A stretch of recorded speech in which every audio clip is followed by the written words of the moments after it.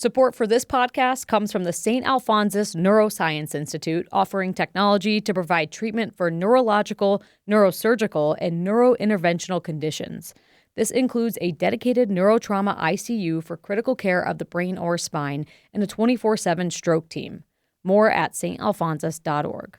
Boise State Public Radio News celebrates the Winter Olympiad in Milan Cortina. There are 232 U.S. Olympians this year competing in 116 events across 16 different sports. NPR is covering the games in Italy and giving context to the world event now through February 22nd. Learn more about what's new this year and follow Team USA with NPR's 2026 Winter Olympics coverage at boisestatepublicradio.org.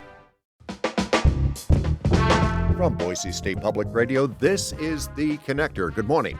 I'm George Prentice.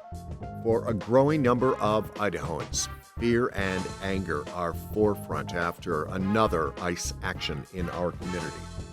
Plus, Idahoan and living legend Hilary Knight is back on the ice with Team USA today. It is Monday, the 9th of February. Here we go with today's stories. Conservative Christian policy group, the Idaho Family Policy Center, is pushing lawmakers at the Capitol to further crack down on the use of bathrooms by people whose gender or appearance might be different from their sex. Troy Oppie reports. The center was also behind successful Senate Bill 1100 3 years ago, which bans anyone from using a bathroom or changing facility in government buildings that isn't aligned with their sex at birth. Legislation introduced Friday would extend those rules to every bathroom and changing facility in the state. All the other bills, correctional facilities, and there's all these other things covered.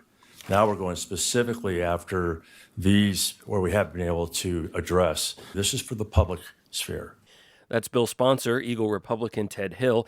He faced stiff questioning in the introductory hearing on the potential for the law to be weaponized, forcing people to prove their right to use a private space at potentially great personal expense. The point is, it's a deterrent, it's effective. I think all these red herrings of, it's going to cause all these issues. No, let's fix it. Let's protect women in these spaces.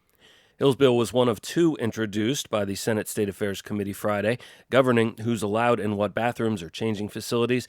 The other similar bill is sponsored by Republican Representative Cornell Razor. One or both could receive a full public hearing at a later date. Troy Oppie, Boise State Public Radio News. At the Capitol today, lawmakers consider how to search for a university president. And I can say that there is a bill moving through the legislature to modernize the way that presidential searches are conducted in the state of Idaho. Mm-hmm. And I do believe this legislation will make those processes a bit faster and more reliable. And that is Dr. Jeremiah Shin on today's Morning Edition. He is the interim president at Boise State, where the search for a permanent president is on pause. Senate Bill 1225 would change some of the parameters of how a search is conducted. The current rule is to make public 5 finalists. As a result, because the odds aren't great for 4 of those finalists, that has led to candidates saying thanks but no thanks. At the Capitol, GOP Senator Lori Den Hartog explains. What has happened in this search for the next university president is we got so many great candidates, highly qualified. However, when it came down to getting down to 5 finalists that had to be named, many of these candidates are already in very high-profile positions and could potentially put their existing jobs at risk by having their name released to the public. We have had the withdrawal of some very qualified candidates because of this concern that they would only be one of 5 and only have a 20% chance of being named the university's next president and potentially putting at risk their current positions. So this proposed change of only the finalists' name to be made public has passed through the Senate.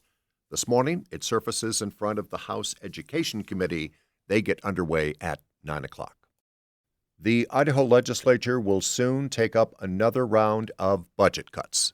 That after the legislature's Budget Writing Committee on Friday endorsed a plan of further reducing state spending by up to 5%. James Dawson tells us more.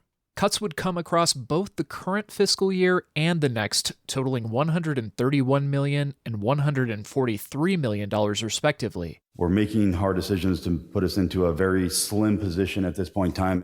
That's Republican Representative Josh Tanner, who co-chairs the Joint Finance and Appropriations Committee.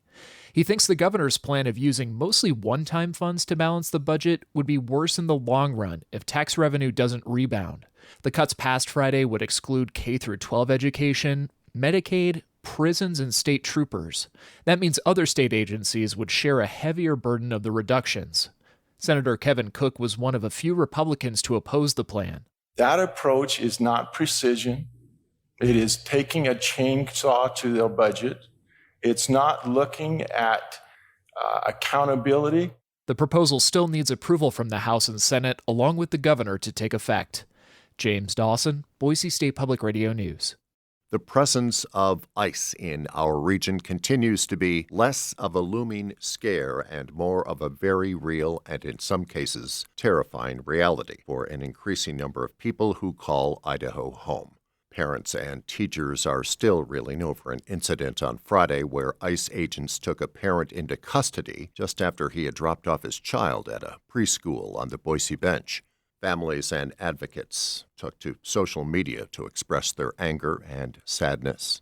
It's heartbreaking to know that a father was taken from his loving family, from his home, and it is heartbreaking to know that another child's worst nightmare has come true. And ICE has had a tangible presence in the Wood River Valley, where there have been targeted operations in Blaine County.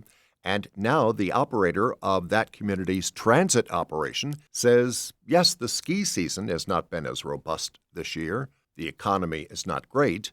But Wally Morgus, executive director of Mountain Ride, says ice is a factor for low ridership. There was a bit of an ice issue in the valley. There was ice activity, and we noticed a lot of our Hispanic riders not showing up and riding the bus. So I think they were hunkering down and staying away from the bus because of that. Morgus says Mountain Ride's ridership is down by about 20%.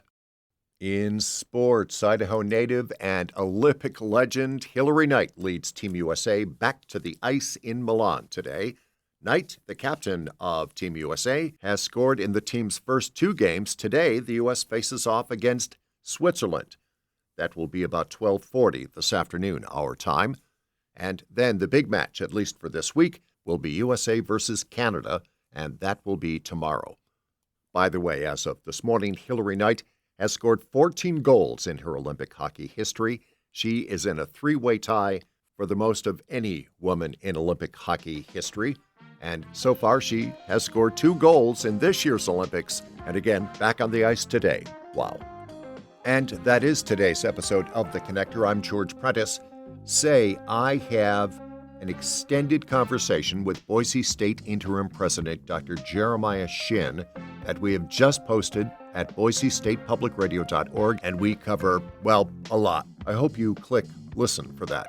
And I'll see you back here tomorrow, Tuesday, for The Connector. Until then, thanks for listening.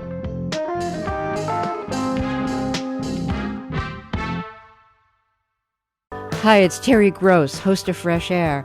Hey, take a break from the 24-hour news cycle with us and listen to long-form interviews with your favorite authors, actors, filmmakers, comedians, and musicians, the people making the art that nourishes us and speaks to our times.